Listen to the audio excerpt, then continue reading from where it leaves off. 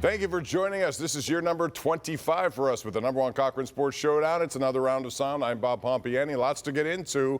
We'll talk about the Penguins' newest acquisition in a prospect-for-prospect trade, top-end prospects. We'll also get into the Pirates, specifically Barry Bonds. That's coming up. But the #1 topic tonight on the #1 Cochran Sports Showdown will be the Steelers after the preseason, now facing cutdown day. Here to talk about it is your panel. Chris Adamski from the Trib is over there to your far left. In the middle, it's Ray Fiittipaldo from the Post-Gazette. Andrew Fillipponi, 93.7 The Fan. So let's get right into this one. Pony, I'm going to start with you. So quarterbacks, nationally, it's still a story. People seem to think that there's a chance Justin Fields should be the starting quarterback. Do you, and do you think this is much of a story? I do think it's a story because you've got two guys that have had varying levels of success. One guy's won a Super Bowl, been to another, been to, 9 Pro Bowls. The other guy is a former first-round pick who had over 1,000 rushing yards. So I get it. I mean, when one of the great coaches in football does not name a starting quarterback, it's going to be a huge discussion. But I think when we saw one drive, one touchdown, Russell Wilson take a seat, the die was cast at that very moment, and Wilson will be the starting quarterback. And you know what? I'm all in favor of that. I think he should be the starting quarterback against Atlanta. Listen, Mike Tomlin could have taken care of this on March whatever when Russell Wilson was acquired. And instead, he went with the whole pole position thing and the fake competition. But there's no doubt, I know there's been talk nationally that this was a story. You even saw some stuff from national reporters on Saturday, how it was a big game for Justin Fields. But Russell Wilson is their guy. It's a favorable schedule early, Bob, so I think he has a chance to have success. And if he does, I think he's going to be in there for a while. But you could see why nationally there are two very sexy names here. Like 2 years ago, Justin Fields and Russell Wilson, in terms of Q score, in terms of where you'd rank them in the quarterback hierarchy or where you thought they'd be, are two of the biggest names almost in the sport. I mean, I don't want to oversell it, I guess, but they are still two of the biggest names out there in terms of name value. So you can see why it's a topic of conversation around the country. But, you know, one thing is, I got a little bit fooled. I got fooled 2 years ago when there was a quarterback competition. It kept being told that, and then you kept seeing Mitch Trubisky. Every first-team tap was Mitch Trubisky. Now this year, because of the injury, because of the calf and all that, wasn't the case. But anytime Russell Wilson was there, he was getting first-team reps. It's never been, you know, the in and out. If you have a competition, you actually split it up and you're going to have a competition. That we've never seen no evidence of that throughout the entire summer, and since Russell Wilson came back, there hasn't been any of that. So we'll see. And then there's the question of whether there should be or not, whether there should be a competition. Well, that's a whole other question. But I want to ask you this, Ray, just because this is a topic that a lot of people looked into, given the fact that Detroit yesterday did not play starters, nobody on defense, and they have pretty good defense, at least on paper they do. What are you to take away from the fact that the Steelers' first team, or whatever you want to classify Fields as, scored 2 touchdowns against a bunch of backups after going 0 for 8 in their first 8 drives? Almost nothing. I don't think it's a big deal at all. I mean, if you can't score touchdowns against other teams' backups, guys will be driving Amazon trucks in a couple of weeks, then you shouldn't be out there yourself. But, yeah, I mean, everyone's going to be judged by what happens on September 8th. That includes Russell Wilson, Arthur Smith, everyone we've been talking about for weeks now. Everything we just went through means nothing. September 8th against the Falcons is the big test. I mean, it's honestly gotten to a point, and I hate to say this to you because you do such a good job with these games, and I mean that. I appreciate that. I mean, it just, plus you know what we're up against. Yes, it just feels like we're on a collision course for 18 regular season games and only 2 preseason games. I mean, oh, that's no question. But it is such a slog. I mean, you had to put lipstick on that pig, Bob. The second half of these games are just terrible. Yeah. And so I'm with Ray on this. When you're watching practice squad and maybe UFL players, I don't know how you can feel better. I mean, if they look bad and threw 2 interceptions, that's one thing. But it's hard to glean positives when you're seeing the caliber of competition that's usually trotted out there in these exhibition games. But, you know, they were 1 incompletion away from being a 3 and out. Yeah. 3rd and 11, if it doesn't convert, they're off the field. I don't disagree with any of that. That it doesn't prove that this offense is going to take off or you know, lead the league in points or whatever. But it sort of beats the alternative. If they had a couple 3 and outs or turnovers or sacks or fumbles or whatever it is, you imagine what the narrative would be now. That's why I think one of the reasons Tomlin did pull him is to have some sort of positive momentum going into the regular season. I think, you know, that's only 2 passes, 5 plays, whatever it was. That's hard to really say you got any rhythm or whatever. So I think the plan was more than that. But it was like, you know what? Let's quit while we're ahead, quite literally there. Get this offense, some little confidence, some amount of good juju and vibes and all that stuff, and have Russell Wilson be the commander and the leader, and everything feels good, and there's no more questions. Because again, if they would have thrown a couple interceptions or whatever, we'd be sitting. I guarantee we'd talk a little bit different. There's no now. question. So it did mean something that they did score. Pony, what about the tackle situation? Because it looks like to me that Dan Moore's going to be your starting left tackle. He did nothing yesterday to make you think he shouldn't be, given what we've seen from Fiittipaldo's injury, but also Broderick Jones being pushed around a little bit. Chris Hoke played on Super Bowl winning teams and knows way more about football than I do. So I want to preface what I'm about to say by saying I could not believe some of the things he said on the Extra Point show or the sports call. People harshly critique Dan Moore. Like, people go too hard on him. He allowed the most pressures of any left tackle in the NFL last year. We sort these things now. They're quantifiable. He literally, the last 2 years, has allowed for more pass rushers to get to the quarterback than any other offensive tackle in football. Just don't take the stats word for it. Why do you think they drafted offensive tackles in the first round the last 2 years? They don't have faith in him either. I know he's like a cat that won't go away and has 9 lives, but come on now. If he's their starting left tackle in week 1, again, injuries and things conspired against their real plans, which were to eventually send this guy to the bench. He's got no shot at getting a second contract. They don't view him as a long-term starting tackle. By the eye test, who was the best tackle in camp? Well, you were there, I wasn't. Well, based on the preseason games. He was the best one. Okay. Who was the best quarterback in the preseason last year? Your boy. What did that mean? Exactly. When the lights come on, let's see what Dan Moore looks like, Ray. I'm gonna stay with that one. I am with you. That's why they drafted tackles. But there are some circumstances here with Fiittipaldo's injury. And by the way, if Fiittipaldo doesn't practice this week and they only practice through Wednesday, I can't see them starting him in Atlanta. So that'll make it easy. Broderick will be on the right.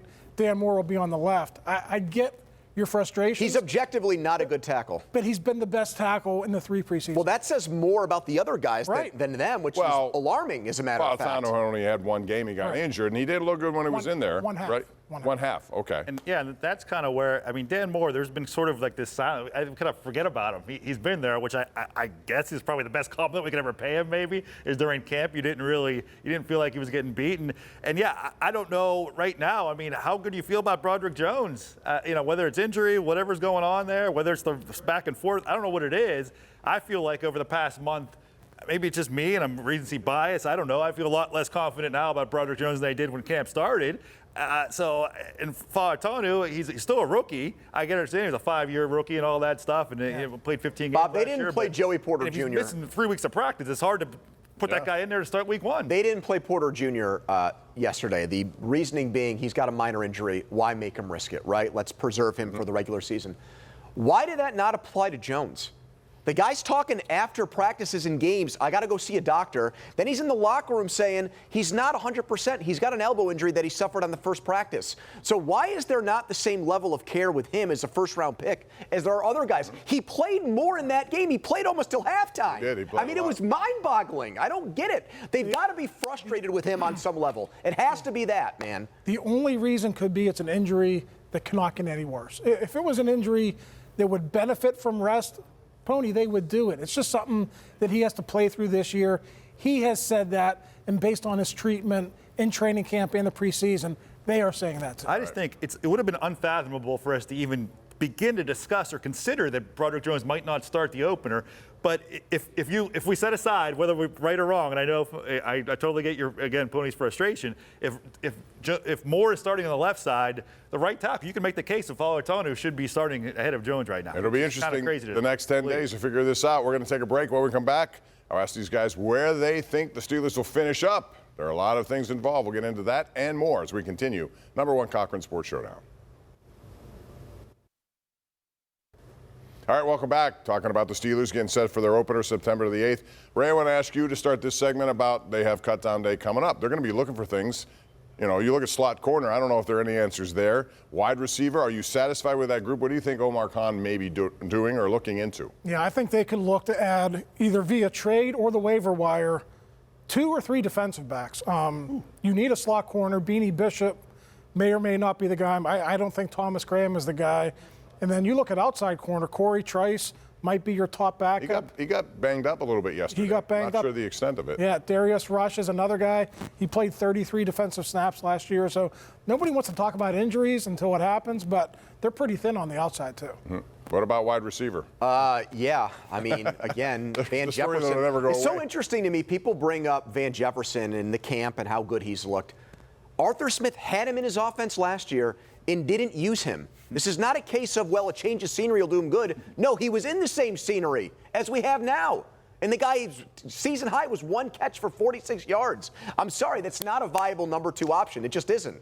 So wide receiver and the corner thing, I mean, you were there, Bob. Beanie Bishop didn't play until the second half of that game. And he didn't play last week. I mean, that's alarming. I mean, that's a major problem. Most teams are in 3 wide receiver personnel. And you don't have a third corner. You've got 2 guys. Yeah. The Beanie Bishop thing really is curious because they really liked him in the organization, and whether it's injury or what, like not playing the second, it's really bizarre how far he kind of fell and that quickly. I don't know if there was one singular event or something going on there, but he was just from the beginning of rookie camp all the way through until about 2 weeks ago, he was their slot, and now he's not. And there's no alternative is the scary part. How often have you seen an undrafted rookie free agent come in and start, especially Never in that is defense? the answer, Ray. Yeah. Well, Hilton, but he was with New England. But the thing is, there are guys out there. You know, Patrick Peterson's still looking for a job. I don't know about depth at center. Is Mason Cole still without a job? Not that I'm endorsing that, but I mean, if Frazier gets injured, what do they do? Well, Ryan McCollum we saw could him be on the yesterday. roster. Mason McCormick has been snapping in too. practice and late in the fourth quarter. And you have Spencer Anderson, who snapped as a rookie in last year's camp. It's between one of those 3, unless they go to the waiver wire or make a trade. It's one of those. It's kind of ironic. You just said 2 DBs in a center. There are 3 of their starters from last season are still unemployed. Mason Cole, Patrick Peterson, and Shannon Sullivan. I guess that would solve all 3 of those holes in some way. Don't be surprised if Patrick Patrick Peterson gets a phone call. Right, to play slot. Slot. Or corner, depending, but I mostly think slot. I don't think the corner. Anyway, let's talk about prediction time. Again, it's a long season. Injuries can change. The Steelers benefited by having a lot of quarterbacks go out by injury. Andrew, just based on what you see, where do they reside in the AFC North? Well, I mean, the roster I see right now, I think, is a third-place team. I mean, they do have Baltimore's number, which gives me some... Better than only Cleveland? Yeah, right now. I mean, I hate to say it, but I think Cincinnati's a much more complete team with a quarterback that I trust a lot more. Yeah, if you just go by quarterbacks, guys, I mean, Lamar Jackson is an MVP in this league. Joe Burrow is Joe Burrow. He's one of the top 5 NFL quarterbacks. So yeah, but who's he going to throw to if Chase? I don't know. T. Higgins. T. Higgins. Okay. Jermaine Burton. Chase practiced this. But that doesn't mean he's going to. Who knows what he's going to do? Yeah, but I get your point. Just judging on quarterbacks and the overall roster, I will put them at 3, 9, or 10 wins. And it's just funny, 3, 9, 10 wins, what they had last year, what they had the year before, and it's like pretty much what they are. Yep. And in AFC North, I mean, I hate to avoid the question, but I feel like it's almost like, you know, put them in a can and shake it and juggle it out and pour it out. So you come, you know, it's just like, I think you could put any of the 4 division, and it wouldn't shock me. Like if Cleveland wins the division, would that shock you? If Baltimore's last at 8 and 9, I would be shocked. The Steelers went 5-1 in the division last year. Not many people saw that happening at the beginning of the year. I also think their one-score luck is going to change. They were 9-2 in one-score games last year. I mean, that was a miracle that they won with a -point differential. But that also tells you Mike Tomlin's philosophy of keeping it close and don't make mistakes, which is why Russell Wilson will be your quarterback, I think. Oh, right? Great. So we averaged 16 points a game again. I'm just saying, isn't that the mindset? Absolutely. I mean, look at Justin Fields this preseason. How often was the ball on the ground or in danger? Russell Wilson doesn't do that, so you're absolutely right. It's crazy how often he got sacked and how often he fumbled in a match. I mean, Justin Fields is exactly, it's incredible. Watching him is just what you saw with the Bears. You want to play that way against Atlanta. No, I don't. I'm just telling you. No, but I'm just saying, the first 2 weeks, Atlanta and Denver, Kirk fine. Cousins may score 30. Well, he's coming off a major injury in his new understand. system. But I'm saying, the second half of the season, I don't think let's just try to sit on the ball is going to win with the teams they Pony, have. like what they don't have Patrick Mahomes. I mean, they got to do what they got to do to win the game, though. I mean, you know what I'm saying? I agree with you. It might not be a winning recipe to get them to the Super Bowl, but you know. You've got a quarterback whose cap hit, if you take the Denver contract into account, is almost $40 million. He should be able to make plays, right? I mean, it's not Kenny Pickett. No offense to the guy I used to love. Boy, that breakup was a hard one. We're going to go to a break on that note. When we come back, Barry Bonds, should he be in Cooperstown? It's next.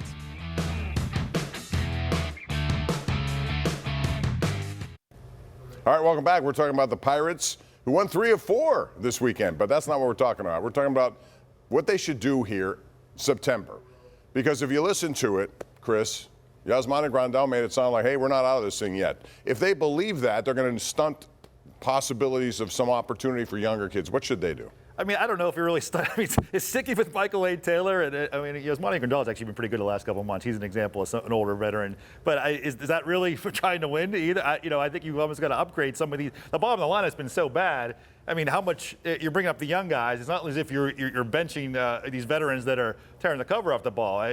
Generally speaking, they had a first base, whatever these positions are coming up. But I think that might help you, is what I'm trying to say. Taylor's gone now. They released him, according to Robert Rory's.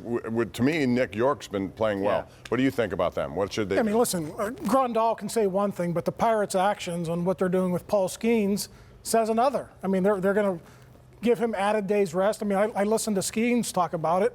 He was fine with it. He said it made sense. So, I don't what Grandal says is one thing. I don't think it's realistic. To me, you got to play for the future and look at some of these young guys. Well, if I were Derek Shelton or Ben Cherington and thought that the win-loss record at the end of the year mattered, I would keep playing to win these games. But if I was secure in my job, I would do the former. I would get the young guys in here. So to me, that'll be very telling, Bob. I mean, my personal opinion is I would rather see the young guys play because, come on, dude, you're what, 6 games under 500? You might get better from what you've seen some of the guys who are currently here all year, right? But yeah, at this point, you're not really playing for the race. If you get hot and it happens, maybe you readjust in a couple of weeks. But if you get hot and it happens, it's probably because, again, the new guys, the young guys. They have not played a meaningful game in September since 2016. Yeah, that's embarrassing. That's totally embarrassing. All right, let's talk about Barry Bonds. He was in town. Pirate Hall of Fame. Have a minute left for this. Yes or no? Should he be in Cooperstown, Andrew?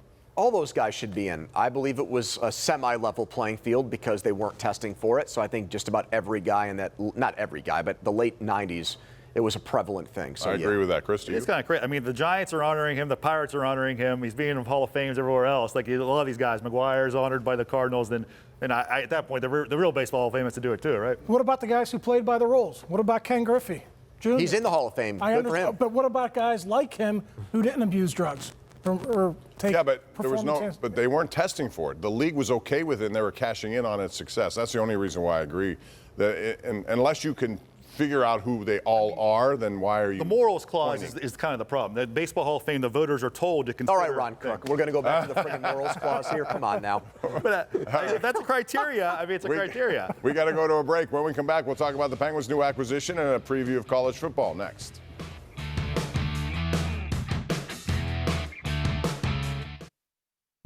Rutger McGroarty is a Penguin. Braden Yeager is not. You don't see this very often in exchange for high-end prospects, but Andrew, we saw it the other day. Do you like this? Because he's a different kind of player, and they need it. I do. I think Kyle Dubas has done a good job around the margins for the Penguins, so like the ancillary kind of moves. This is one where he took advantage of a guy that did not want to sign in Winnipeg because he felt like it was going to take time for him to play there.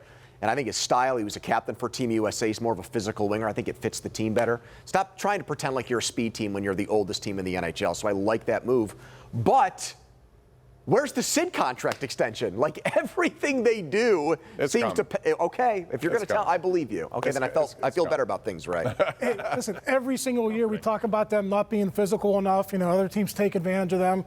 Perfect. Yeah. You get this guy in here. He's going to be in the NHL this year, and we'll see if he makes an impact. But it's rare that you see a guy who picked Braden Yeager as one of his classic picks. But his scouting department is totally maybe different, but he still picked. But I mean, all objective, the hockey news, the people that do this had him as a higher ranked. McGroarty is a higher ranked prospect than Yeager, so it's a win, right? I mean, who knows how they'll end up 10 years from now? We'll know. But all objective people that do this for a living say he's the better player. It'll be interesting to watch. All right, back to you, Andrew, about college football, specifically Penn State. They're looked at as one of the top teams, and it's a playoff field of 12. Can they get to there, and can they get to a national semifinal? Well, they have to. I mean, they've got Drew Aller who comes back. He probably had the worst 25 touchdown and 2 interception season in the history of college football, where the offensive coordinator was shown the door, and the guy put up good numbers, but he never passed the eye test. 0-6 the last 2 years against Ohio State and Michigan. They don't play both this year. Ohio State's in State College. That's more Franklin, isn't it? It is. But no, I don't trust them to make it. So I'm going to say no, they don't get in. People in the NFL think a lot of Aller. So let's see if the Penn State coaching staff, specifically Franklin, can turn him around. Mm-hmm. Yeah, I don't know. The margin for error, they don't play Michigan this year, but you still got USC, which, might be equivalent. I mean, you can still got a tough schedule. Oregon, Ohio They pretty much got to State, go 10-2, which is what it would be kind of ironic that Penn State all these years kept finishing in that 5-12 range, and then the one year that spends the 12, they don't Well, make they haven't lost to West schedule- Virginia since '88. They got to win that game week 1 to make it. They will. It'll be a tighter game than you think, but they'll be. But they have Ohio State at home. Their schedule is actually decent, I think, for them. Anyway, here's something that's good for you. And if you're in the market for a new vehicle, this is your place to get it.